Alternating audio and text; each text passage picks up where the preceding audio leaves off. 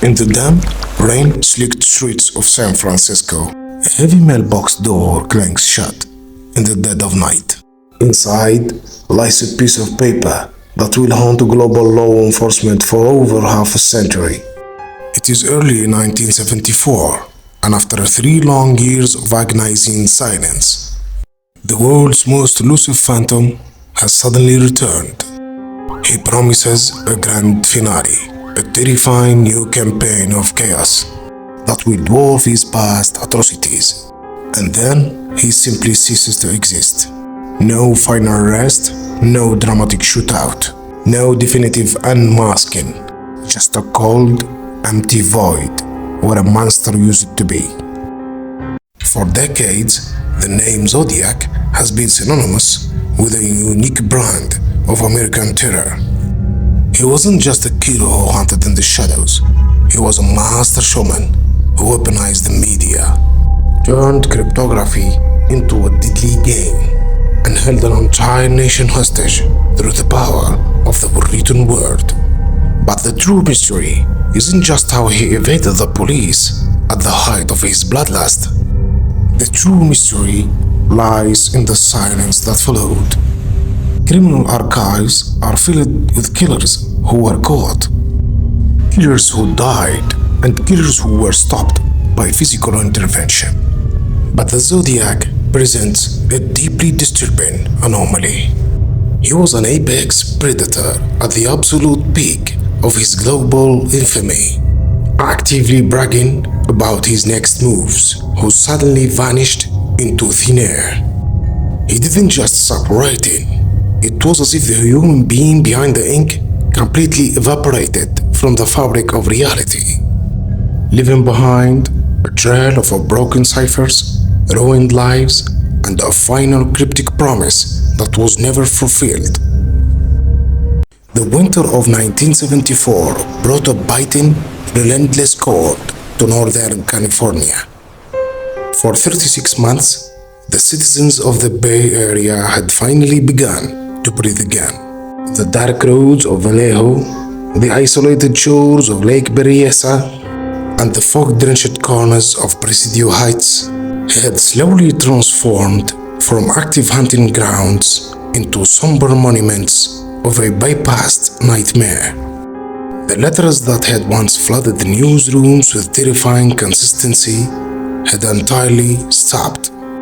Detectives had begun to hope that the monster had finally died, been locked away for some unrelated crime, or simply moved on to a different territory.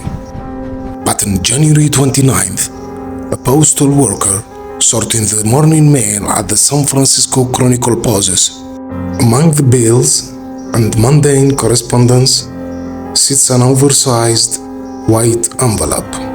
The handwriting on the front is instantly recognizable to anyone who lived through the late 60s. A chaotic, erratic scroll that slants violently across the paper. The stamp in the corner is crooked, pressed down by a thumb that had likely taken a human life. Inside the newsroom, the air turns instantly stagnant as the envelope is sliced open. There is no accompanying piece of bloody clothing this time, no complex grid of geometric ciphers. Instead, there is a single sheet of paper covered in a bizarre mixture of movie reviews, dark poetry, and a terrifyingly casual update on his body count. The letter begins by praising the recently released cinematic horror masterpiece, The Exorcist, calling it the best satirical comedy he has ever seen. But as the ink flows further down the page, the tone shifts into something deeply malicious. The writer quotes directly from Mikado, a classic opera, twisting its lyrics into a dark promise of the torture that awaits his victims in the afterlife. And at the very bottom of the page, where a signature should be, sits his infamous trademark. The crosshair symbol, a circle divided by a cross. Next to it, a terrifying piece of mathematical shorthand, a score that reads Me 37 SFPD, 0. But investigators would soon discover something even stranger. The letter did not end with a threat of an immediate bombing or a specific date for a sniper attack. It ended with a strange, detached warning that read, "If you do not print this letter, I will do something nasty. But if you do, I will simply fade into the background." It was a bizarre contradiction. A man who had spent years desperate for the spotlight, demanding his letters be printed on the front page under a threat of mass slaughter, was now offering his own retirement. The Chronicle printed the letter, fearing the wrath of a madman. They waited for the inevitable follow-up, the next demand, the next confirmation of a body found in a ditch. But the phone lines remained silent. The mailboxes remained empty. The 1974 letter wasn't just a return, it was a curtain call. The Zodiac had stepped onto the stage one last time, bowed to his terrified audience, and walked backward into an absolute, impenetrable darkness. To understand how bizarre this sudden disappearance truly was, one must look at the psychological profile of the man who wrote it. Serial killers do not simply retire at the height of their career. The psychological compulsion to kill, mixed with an ego that demands public adulation, creates a behavioral loop that is almost impossible to break voluntarily. The Zodiac was a creature fueled entirely by attention. He was a killer who found police departments from public booths mere minutes after shooting young couples, gloating to the dispatchers in a low, monotone voice. He was a man who demanded that the citizens of San Francisco wear buttons with his crosshair symbol, threatening to blow up school buses full of children if his ego wasn't sufficiently fed. This was not a calculated, quiet assassin who valued stealth above all else. This was a narcissist who used human lives as currency to buy fame. So when a narcissist of this magnitude suddenly goes completely silent, it forces investigators into a terrifying logical corner. At first, this seemed insignificant, a temporary pause while the killer laid low from a close call with the law. Inspector Dave Toshi, his trench coat damp from the constant San Francisco fog, spent months tracing every line of ink on that final letter. He analyzed the paper stock, searched for microscopic traces of saliva on the stamp, and cross-referenced the handwriting with thousands of suspects. The SFPD operated under the assumption that the Zodiac was merely playing a game of cat and mouse, waiting for the perfect moment to strike when their guard was down.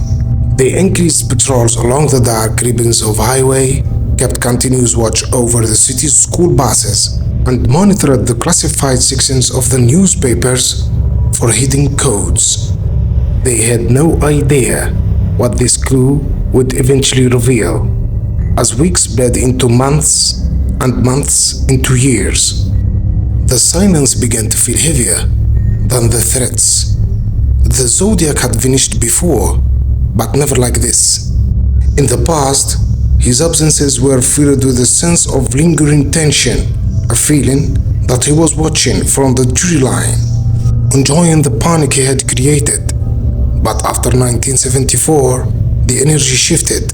It was as if a broadcast tower had suddenly been cut mid-transmission. There was no static, no lingering signal, just nothing. The criminal underworld of California continued to churn out violence, but none of it carried the distinct, theatrical signature of the phantom. The crosshair symbol, once a terrifying omen of imminent death, began to collect dust in police evidence files, transforming from an active threat into a historical mystery. As the years drifted further away from that final letter, the investigation found itself continuously drawn back to a single, imposing figure who seemed to fit the missing pieces of the puzzle almost too perfectly. Arthur Leigh Allen was a man who carried an aura of a quiet discomfort whenever he went. A former school teacher who had been dismissed under a cloud of deeply troubling allegations, Allen lived in a basement apartment in Vallejo, mere miles from the scenes of the earliest Zodiac attacks. He was a man of immense physical proportions, broad-shouldered and balding, with a cold, unblinking stare that made even hardened detectives uneasy. But it wasn't just his unsettling demeanor that caught the attention of Inspector Toshi and his team. It was the terrifying mountain of circumstantial coincidences that seemed to follow Allen like a shadow. On his wrist, Arthur Leigh Allen wore a vintage, waterproof watch. The brand of that watch was Zodiac, and its logo was a circle with a cross directly through it. When search warrants were finally executed on his property, investigators uncovered a reality that felt like stepping inside the mind of the phantom itself. Allen possessed a profound fascination with codes and ciphers, often bragging to acquaintances about his ability to create puzzles that law enforcement could never unravel. Friends reported that he had talked about killing young couples at random, using a flashlight attached to the barrel of his gun to blind them in the dark. The exact tactical methodology utilized by the Zodiac during the late-night ambushes on lonely lovers' lanes.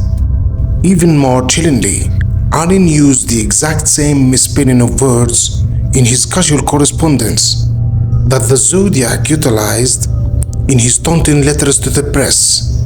Then everything changed. Just as the trap seemed ready to snap shut around the prime suspect, the physical reality of forensic science began to pull the case apart at the seams. Despite the overwhelming mountain of circumstantial evidence, nothing linked Allen to the crime scenes through the cold, objective lens of the laboratory. His fingerprints, painstakingly cross-referenced with the partial prints lifted from the damp leather of taxi driver Paul Stein's cab, did not match. His handwriting, analyzed by the world's leading document experts, lacked the specific muscular tics and spatial habits of the killer's scroll. And decades later, when advanced technology allowed scientists to extract partial DNA profiles from underneath the adhesive of the Zodiac's postage stamps, Arthur Leigh Allen was completely excluded. The man who looked, talked, and lived like the Zodiac was legally a ghost to the case, leaving detectives to wonder if they had spent decades chasing a brilliant red herring while the real monster watched from a safe distance. The vacuum left by the Zodiac's disappearance created a breeding ground for a different kind of madness. In the absence of real letters, the world began to create its own. Over the next 2 decades, police departments across the country received hundreds of fraudulent missives, each claiming to be the long-awaited return of the Bay Area Phantom. Hoaxers, looking for a fleeting taste of infamy, traced the old handwriting, copied the crosshair symbol, and made desperate threats that inevitably fell apart under forensic scrutiny. The case became a labyrinth of mirrors, where every true clue was buried beneath a mountain of synthetic noise. Inspector Dave Toshi, once the celebrated face of the hunt, found his own career derailed by the sheer psychological pressure of the unsolved case, accused of fabricating a Zodiac letter himself, just to keep the investigation from going completely cold. One disturbing detail had been overlooked during those frantic years of searching. The Zodiac had always claimed that his true goal was not just to kill, but to collect slaves for afterlife. In his earliest ciphers, he laid out a deeply fractured cosmology, believing that every human being he executed would become his property in the next realm. If the killer truly believed his own twisted mythology, the sudden step in 1974 takes on a far more ominous connotation. He hadn't stopped because he was afraid from the police. He had stopped because his quota had been met. Or perhaps the mind that had constructed those intricate geometric puzzles had simply broken down under the weight of its own neurological decay, collapsing into a vegetative state or an asylum, unable to ever hold the pen again. By the time the late 1980s arrived, the physical landscapes of the crimes had changed forever. The secluded dirt pullouts where young couples once listened to music on their car radios were now illuminated by modern streetlights and surrounded by suburban housing developments. The San Francisco Chronicle newsroom had transitioned away from the heavy clatter of typewriters and the smell of fresh ink to the quiet hum of early computer terminals. The era of the theatrical, letter-writing serial killer was drawing to a close, replaced by an age of digital footprints and early psychological profiling. But the Zodiac remained an unresolved ghost of a more analog time, a phantom who had successfully executed a perfect exit strategy, leaving an entire generation of investigators to grow old and retire with the same unanswered questions they had carried as young men. The story of the Zodiac's final letter forces us to confront a deeply uncountable truth about human justice. We are conditioned by fiction to expect a resolution, a final act where the veil is lifted, the mask is removed, and the monster is brought into the light of a courtroom. But history does not care about our need for closure. The human being who stepped into the rain to mail that letter in January of 1974 carried his secrets with him to whatever end he met, leaving behind nothing but fading ink on decaying paper. The towns have grown, the forests have shifted, and the names of the victims have become solemn footnotes in the annals of American crime. We are left looking into a dark, quiet mirror, wondering if the man who claimed a score of 37-0 is still out there. An old man sitting in a quiet room, watching the world still struggle with the puzzles he left behind. If you want to keep exploring the deep earths built into our reality and uncover the dark anomalies hidden within history, make sure to subscribe and turn on notifications, because as this case proves, reality has built-in errors.